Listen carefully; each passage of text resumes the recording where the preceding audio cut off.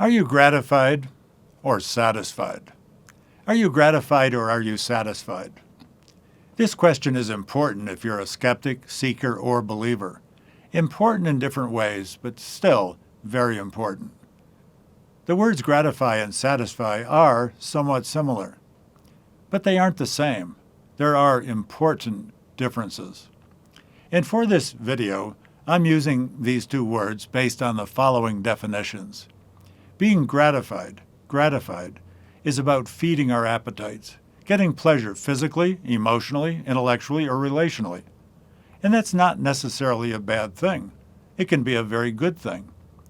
Being satisfied, however, is different.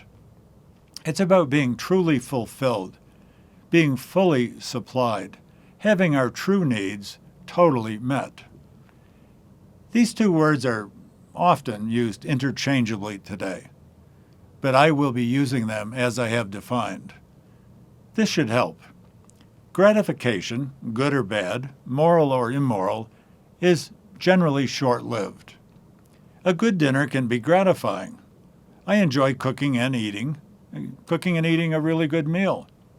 But the reality is, I'll be hungry again in a few hours.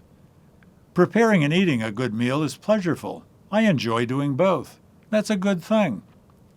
My hunger was gratified for a time by that meal, but my lifelong need for food was not satisfied. And back a while ago, being the co-captain and center on a championship basketball team was gratifying. We were really good. We were dominant. Awesome. But I can tell you long-term, winning wasn't satisfying. You see, there's always next year, another season. We should enjoy the good things of life. They should gratify us. But in reality, gratification, good or bad, is short-lived. I guess you could say it has the shelf life of a vapor. I've lived long enough to know that's true. The Bible's King Solomon was a very wise man, but he always did not live up to that wisdom. He didn't always do that. He didn't live up to that wisdom. He sought satisfaction in short-term ways. He pursued pleasure in wealth, acquisitions, and relationships. And all he got for it was fleeting gratification, which led him to state in the Old Testament, in Ecclesiastes chapter 1, vanity of vanities, all is vanity. The Hebrew word for vanity that Solomon used there could be accurately translated, probably more accurately translated, as vapor. So he was saying, vapor of vapors, all is vapor. Wow, that's unsettling, isn't it? You've heard people say, here today, gone tomorrow. But often it's more like here for the next few minutes or few hours, then poof, it's gone like a vapor. But short-sighted people keep seeking long-term satisfaction through short-lived gratification. Did you get that? They keep seeking long-term satisfaction through vapor-like gratification. It might be rearranging relationships because the grass looks greener on the other side of the fence, forgetting that you'll have to mow that grass too. Or it's moving from one job, apartment, house, or city to another to try to fill some vacuum, some void in your life, not realizing that the vacuum will be moving with you. Making changes in the temporal parts of life can be gratifying and can be the absolute right thing to do. But true and lasting satisfaction is actually only available from God. I've been happily married to my wife for decades. People ask me what the secret is. I tell them that I chose a great woman, which I did, but I also tell them that we don't try to be God in each other's lives, and we don't expect each other to be God. Only God can be God in our lives, and only God can be God in your life.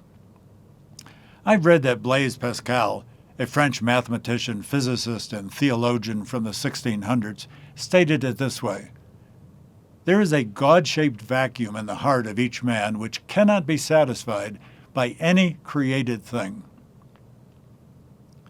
Listen to that again. There is a God-shaped vacuum in the heart of each man which cannot be satisfied by any created thing. Vacuous things and people can give us gratification, but they can't fill the vacuum. But Jesus can fill it.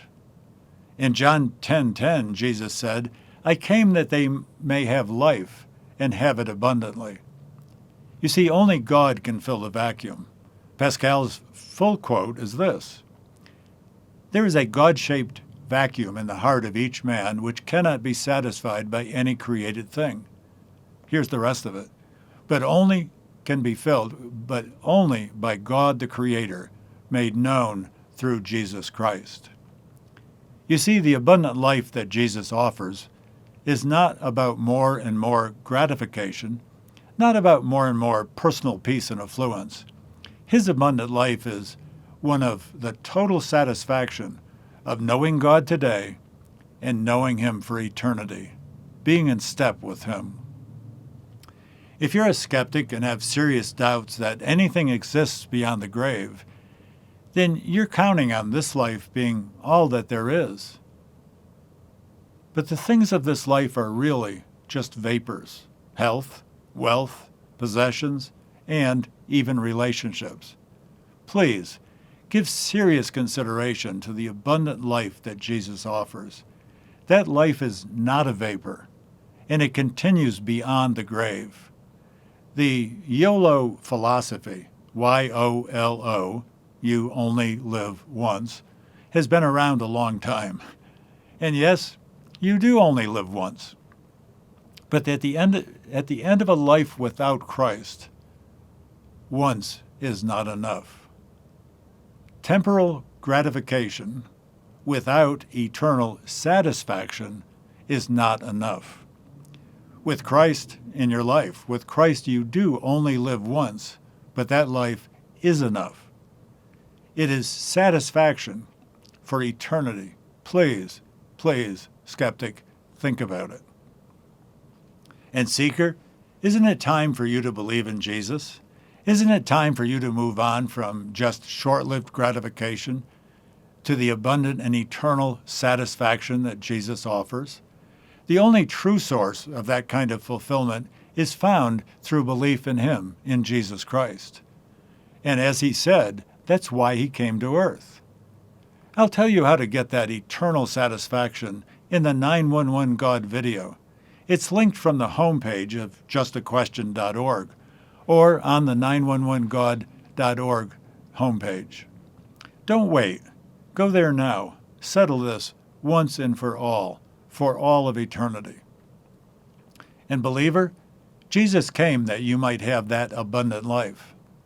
The Christian life is more than just fire and life insurance. That fully satisfying, abundant life is yours today. But have you grown into it? Are you living it fully? To gain the full benefits of the abundant life, you need to become a disciple and not just settle for being a believer. I'm John Morris. I'll see you on the next Just a Question.